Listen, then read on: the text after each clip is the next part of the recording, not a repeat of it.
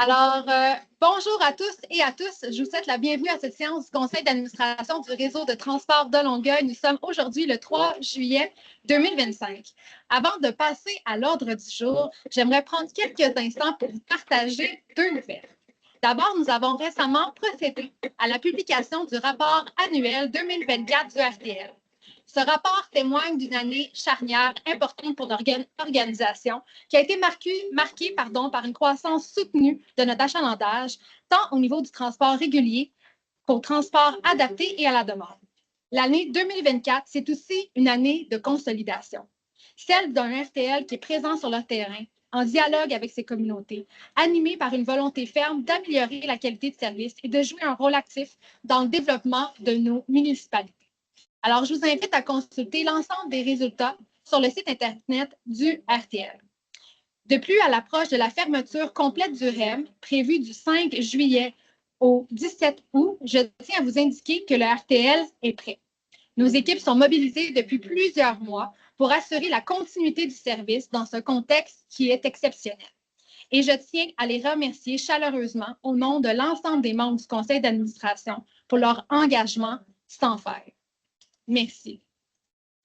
On va pouvoir maintenant débuter avec l'ouverture de l'Assemblée par l'adoption de l'ordre du jour avec le retrait du point 4.7. Je vais proposer Mme la Présidente. Donc, proposé par Roland de Balma. Je vais appuyer Mme la Présidente. Et appuyé par Sylvain Joly. La résolution est adoptée à l'unanimité. Période de questions du public. Donc, il n'y avait pas de questions qui ont été portées à l'attention des membres du Conseil. Nous pouvons procéder à 1.4. Il y a eu une problématique avec le site Internet. De bien reçu votre question. On y répond par courriel parce que ça ne reste pas directement au conseil d'administration. Donc, peut-être pour rappel, peut-être pour donner un peu d'informations au niveau de la période de questions. Étant donné qu'on ne m'autorise pas à poser ma question, moi, je vais juste vous dire ça avant qu'on quitte. Si vous restez sur votre position, tout ce qu'on peut vous dire, j'espère que le message est clair. Ce magazine un conflit éventuellement. Donc, peut-être pour bénéfice de tous, au niveau d'une période de questions, donc les sujets doivent être à l'attention des points qui sont apportés à l'ordre du jour et au niveau du conseil d'administration. Donc, s'il y a des éléments qui touchent de nature administrative, la bonne voie de communication, cet effet, c'est répondu par le service des communications. Donc, voilà, c'est pour au bénéfice du tous dans le cadre que les questions peuvent être posées dans le cadre d'une séance de conseil.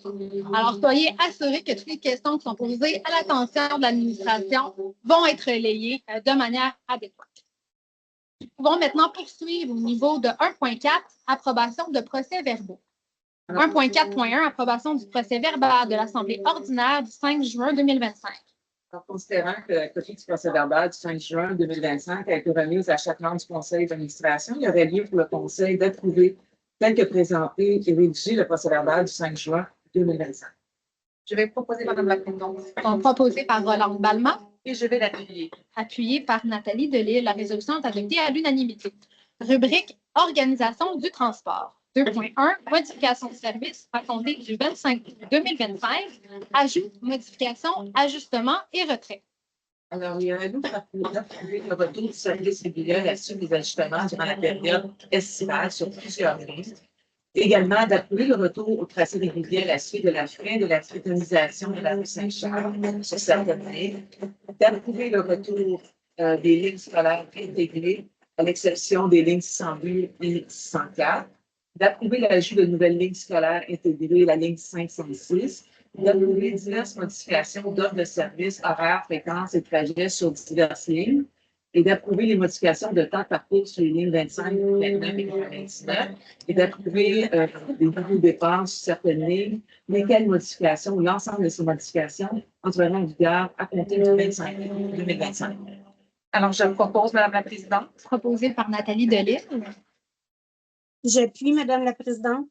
appuyé par Nancy Dessay. La résolution est adoptée à l'unanimité. 2.2. Approbation des ententes pour le transport des élèves des écoles secondaires du Centre de services scolaires Marie-Victorin, de la Commission scolaire Riverside et du Centre de services scolaires des Patriotes pour l'année 2025-2026.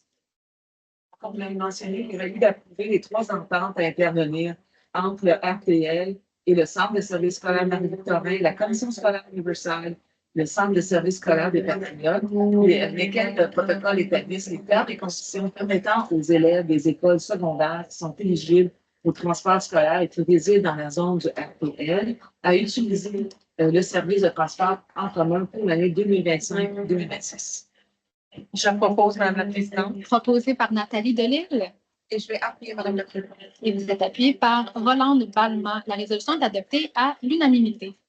2.3. Approbation des ententes pour les programmes de familiarisation RTL au primaire et RTL au secondaire avec le Centre de services scolaires Marie-Victorin, la Commission scolaire Riverside et le Centre de services scolaires des Patriotes pour l'année 2025-2026. Alors, il s'agirait d'approuver le renouvellement de ces 3 ententes entre RTL, le Centre de services scolaires Marie-Victorin, afin de permettre aux élèves des différentes écoles primaires et secondaires d'utiliser les programmes de familiarisation du transport en commun du RTL, également avec le Centre de services scolaires des Patriotes, le même type d'enfants, et finalement avec la Commission scolaire Riverside, est autorisé le directeur principal stratégie, planification et innovation à signer pour et au nom du RTL l'ensemble de ces ententes.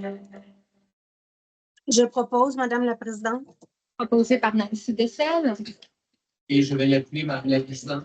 Appuyé par Sylvain Joly, la résolution est adoptée à l'unanimité. Rubrique biens matériels et services. 3.1. Approbation d'une grille type de pondération et d'évaluation des offres à une enveloppe pour la fourniture de services professionnels. Alors, considérant qu'en vertu de l'article 96.1 de la loi sur les sociétés de transport, les membres du conseil d'administration doivent au préalable approuver la grille de critères d'évaluation, considérant qu'aucune grille type de pondération et d'évaluation des offres à une enveloppe pour la fourniture de services professionnels n'a été adoptée. Il y aurait lieu pour le conseil d'approuver l'utilisation de la grille de pondération et d'évaluation des offres à une enveloppe pour la fourniture de services professionnels, lesquels pointages sont élaborés dans le projet de résolution. Je vais le proposer, Madame la Présidente. Proposé par Sylvain Joly. Et j'appuie, Madame la Présidente. Appuyé par Louise Dion, la résolution est adoptée à l'unanimité. 3.2. Octroi de contrat, drainage et traitement de matières dangereuses résiduelles. Alors, il s'agirait d'octroyer le contrat à la suite de l'appel d'offres P25-30 pour le drainage et traitement de matières dangereuses résiduelles au plus bas gestionnaire conforme, soit l'entreprise Express NP, au prix unitaire soumis pour un montant total estimé à 1 265 240,59 sous, taxes et provisions incluses, et ce pour une période initiale de 3 ans. C'est proposé, Madame la Présidente. Proposé par Pascal Mongrain. Et j'appuie, Madame la Présidente. Appuyé par Lise Roy. La résolution est adoptée à l'unanimité.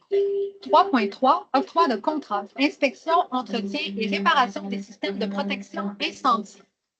Je viens d'octroyer des contrats à la suite de l'appel d'offres public P25-028 pour inspection, entretien et réparation des systèmes de protection incendie au plus bas soumissionnaire conforme par l'eau, soit la firme Prévention Incendie Safety First Inc. au prix soumis pour un montant total estimé pour l'ensemble des lots à 492 757,55 sous, taxes et provisions incluses pour la période de 3 ans.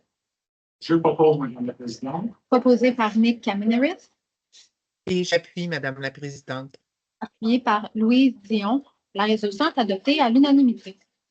3.4. Octroi de contrat, acquisition de fourgons utilitaires. Alors, il s'agirait d'octroyer les contrats à la suite de l'appel d'offres public P25-13 concernant l'acquisition de fourgons utilitaires au plus bas soumissionnaire conforme par lot, soit la firme le circuit Ford Lincoln Unité pour les 2 lots, au prix soumis pour un montant estimé pour l'ensemble des lots à 196 886,41 sous, taxes et provisions incluses. Je propose, Madame la Présidente. Proposé Je par, vais l'appuyer, Madame la Présidente. donc, proposé par Nathalie Delille et appuyé par Sylvain Joly. La résolution est adoptée à l'unanimité. 3.5, octroi de contrat, service de télécommunications cellulaires, Internet des objets.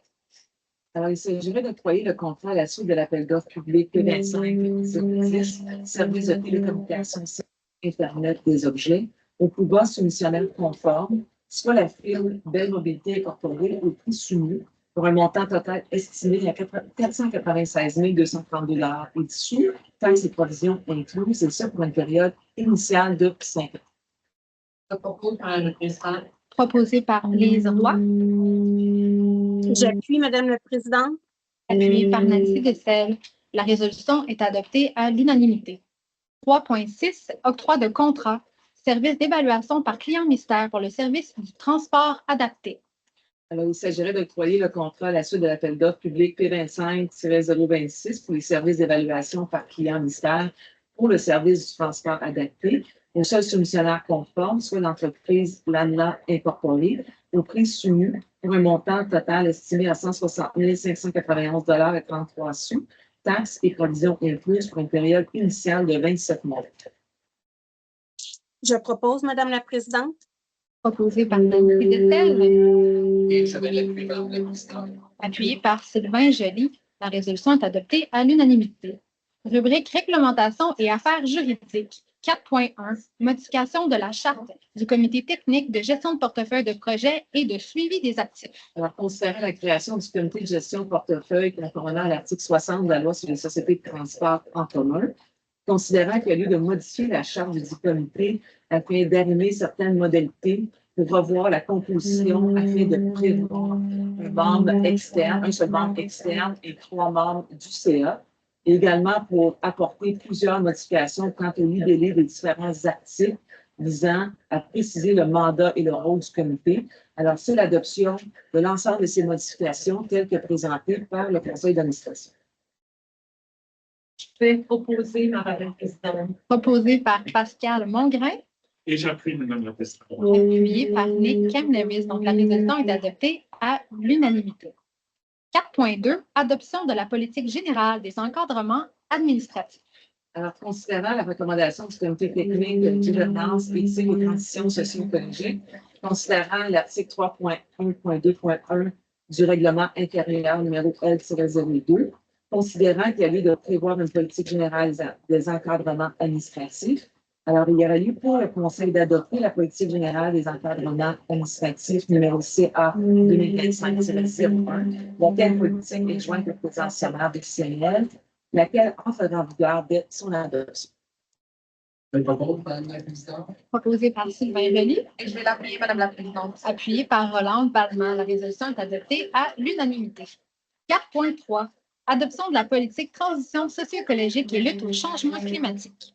En considérant la recommandation du comité technique gouvernance, éthique et transition socio-écologique, considérant l'article 3.1.2.1 du règlement intérieur du conseil d'administration, considérant qu'il y a lieu de prévoir une politique sur la transition socio-écologique, alors il y a lieu pour le conseil d'adopter la politique de transition socio-écologique et lutte au changement climatique, numéro CA 2025-02, laquelle politique est jointe au présent sommaire décisionnel et entrera en vigueur dès son adoption. Je propose, Madame la Présidente. Proposé par Afine Lalaika, Et je vais l'appuyer, Madame la Présidente. appuyé par Sylvain Joly. La résolution est adoptée à l'unanimité. 4.4, adoption du règlement L-127.1 modifiant le règlement L-127 afin d'augmenter la dépense et l'emprunt pour financer la réalisation de projets de maintien et de développement des actifs.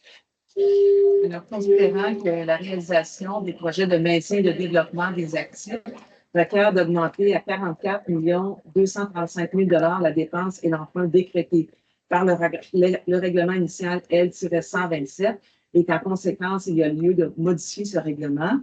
Alors, dans les circonstances, il y aurait lieu d'adopter le règlement L-127-1 cette fois-ci, modifiant le règlement L-127 afin d'augmenter la dépense de l'emprunt de 27 842 000 portant ainsi le montant total de cette dépense et de cet emprunt à 44 235 000 pour financer la réalisation de projets de maintien et de développement des actifs du RPF. Je propose, Madame la Présidente. Proposé par Nathalie Delisle, Et j'appuie. appuyé par Pascal Mongrain. La résolution est adoptée à l'unanimité. 4.5. Adoption du règlement L134.1, modifiant le règlement L134 afin d'augmenter la dépense et l'emprunt pour financer la réalisation de projets technologiques.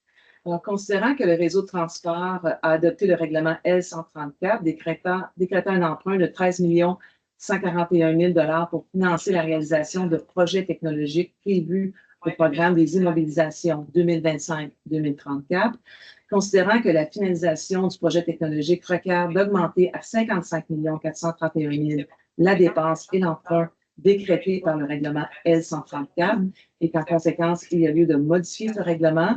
Il y aurait donc lieu pour le Conseil d'adopter le règlement L134-1, modifiant le règlement 134 afin d'augmenter la dépense et l'emprunt de 42 290 000 $, portant ainsi le montant total de cette dépense et de cet emprunt à 55 430 000 $ pour financer la réalisation de projets technologiques.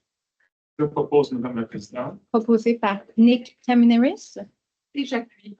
appuyé par Pascal Mongrain. La résolution est adoptée à l'unanimité. 4.6. Adoption du règlement L140 autorisant un emprunt pour financer l'acquisition et le remplacement d'abribus au cours des années 2026, 2027 et 2028. Alors, considérant que le projet d'acquisition et de remplacement d'abribus est prévu au programme des immobilisations 2025-2034 du RPL, considérant que ce projet est admissible à une subvention du programme d'aide gouvernementale au transport collectif des personnes et considérant que le RPL doit en conséquence contracter un emprunt totalisant la somme en principal de 4 103 000 $ pour assurer le paiement des coûts aux fins subventionnées, il y aurait lieu pour le Conseil d'adopter le règlement L140 décrétant un emprunt de 4 103 000 $ pour financer l'acquisition et le remplacement d'abribus au cours des années 2026, 2027 et 2028. J'en fais la proposition, Madame la Présidente. Proposé par Louise Dion, Et je vais l'appuyer.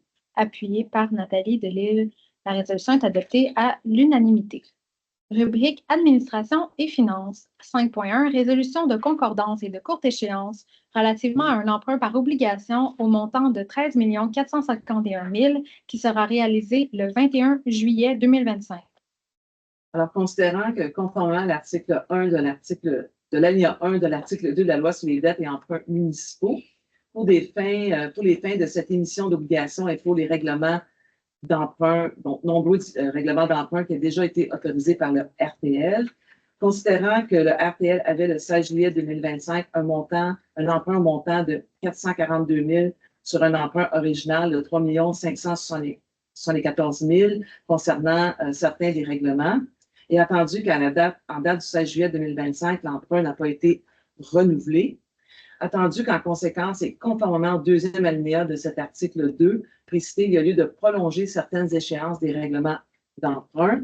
Alors, en conséquence, il y aurait lieu pour le RTL, la finalisation de cette résolution. Désolée. Alors, en ce qui concerne les amortissements annuels de capital prévus pour les années 2031 à 2035, que le terme prévu dans plusieurs des différents règlements d'emprunt qui sont à refinancer soit fixé pour un terme de 5 ans à compter du 21 juillet 2025. Je propose, Madame la Présidente. Proposé par Nick Kamineris, Et j'appuie. appuyé par Pascal Mongrain. La résolution est adoptée à l'unanimité. 5.2. Dépôt, liste des chèques émis. Alors, tout simplement, il s'agit de procéder au dépôt de la liste des chèques émis pour la période du 14 mai au 10 juin 2025 pour le paiement des comptes inscrits au montant de 14 53 352 $ 59 sous. 5.3. Dépôt, bon de commande, contrat et entente de 25 000 $ et plus, mai 2025. Alors, considérant l'article 6.2 du règlement décrétant les règles de contrôle et de suivi budgétaire, alors c'est le dépôt de la liste des bons de commande, contrats et ententes de 25 000 $ et plus pour le mois de mai 2025. Nous sommes maintenant rendus à la période d'intervention des membres du Conseil. Donc, d'emblée, je vous avais annoncé la fermeture du REM du 5 au 17 août et je souhaitais céder la parole à la vice-présidente du Conseil, également mairesse de Brossard, Mme Doreen Assad. Merci beaucoup, Madame la Présidente. Comme vous le savez, cet après-midi, à 2 jours de la fermeture complète du REM pour plusieurs semaines, je tenais à prendre la parole avec une seule priorité en tête, puis c'est les usagers. saviez, depuis la mise en service du REM, j'ai constamment rappelé l'importance à toutes les instances concernées de faire preuve de souplesse et d'adaptabilité. C'est toujours ce que je vais demander. J'ai toujours tenu à ce que les solutions mises en place, qu'il s'agisse de rabattement, que ce soit des espaces de stationnement ou des zones de débarcadère, que tout soit ajusté en fonction des conditions réelles sur le terrain et le respect des usagers du transport collectif. Fait que là, on rentre dans la période estivale qui s'amorce quand même pas facile sans service du REM. On sait que c'est ni simple ni confortable pour les usagers, puis c'est pour ça qu'on doit rester vigilant, réactif et prêt à améliorer ce qui doit être fait en cours de route. Fait que je sais qu'au RTL, nos équipes vont surveiller la situation de près et seront en mode solution. Nous ferons vraiment le nécessaire pour que l'ensemble des instances concernées fassent preuve de flexibilité si des modifications doivent être apportées. Sachez que tous les membres du RTL, on est vraiment là, on est mobilisés, on est à l'écoute, proche du terrain, déterminés de faire en sorte que chaque déplacement compte dans cette période estivale. Je vous souhaite un bon été, mais sachez s'il y a des enjeux, n'hésitez pas de m'en faire part. Merci. Merci, Doreen. Donc, encore une fois, je joins ma voix à celle de Doreen pour remercier de l'agilité et de l'engagement sur le terrain dans ces ajustements. Alors, c'est ce qui nous mène à la levée de l'Assemblée. Prochaine Assemblée, le 4 septembre 2025. Je propose la levée de l'Assemblée, Madame la Présidente. Donc, proposé par Nancy Dessel. Je l'appuie, Madame la Présidente. Et appuyé par Afine Lalaika. Alors, il est exactement 17h26. Merci à tous.